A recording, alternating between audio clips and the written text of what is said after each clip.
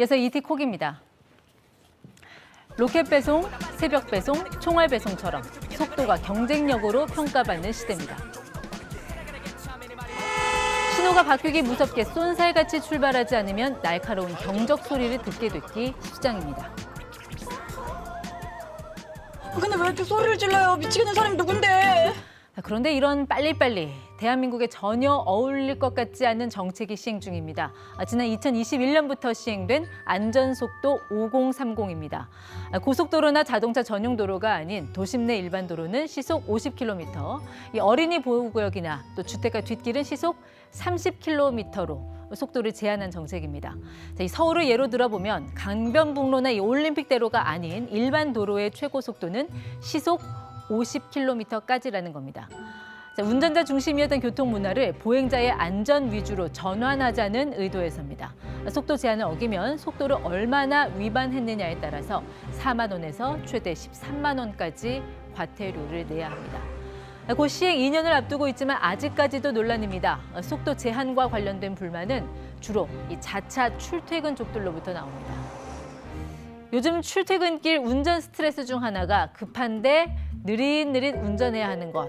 자, 이 뻥 뚫린 대로에서도 시속 50km로 가려니 거북이가 된 느낌이다. 서울 시내에서 경운기를 몰라는 건가요? 라는 하소연도 나옵니다. 반면 찬성론자들은 시행에 따른 혼란이 크지 않다는 입장입니다. 도심 주요 도로에서 시속 50km 이상으로 빨리 달릴 일이 얼마나 되냐라는 것, 그리고 시행 초기만 지나가면 곧 적응될 거라는 전망도 내놓고 있습니다. 무엇보다 안전이 가장 큰 이유입니다. 속도를 낮추면 그만큼 안전해진다는 건 자명한 사실 아니냐는 겁니다. 이런 상황에서 서울시가 어린이 보호구역, 이 스쿨존 내의 제한 속도를 지금보다 더 낮추는 방안을 추진하면서 논란이 더 거세졌습니다. 어린이 보호구역 내에 폭 8m 미만의 이면도로 70곳의 제한 속도를 시속 30km에서 20km로 10km 더 낮추기로 한 겁니다. 현재 제한 속도 30km도 빠르다며 찬성하는 사람들이 있는 반면 아이들이 밤 늦게까지 돌아다니는 거 아니지 않냐며 시간제로 좀 탄력적으로 운영하라는 의견도 맞서고 있습니다. 5030 제도는 교통 선진국으로 가는 통과 의례고 국민들의 안전을 최우선시하는 불가피한 조치라는 데는 이견이 없습니다.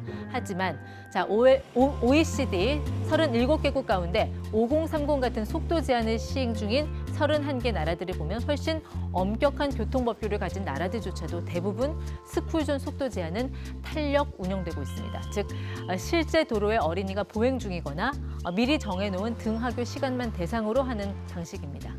이처럼 탄력 운영하는 이유는 도시의 경쟁력뿐 아니라 시민들의 삶의 질을 고려했기 때문이라는 겁니다. 갑론을박 논란을 바탕으로 취지가 좋은 이 속도 제한 제도가 국민 다수를 위하고 또 납득할 수 있는 쪽으로 불만 없이 안착할 수 있으면 좋겠습니다. 지금까지 이티콕이었습니다.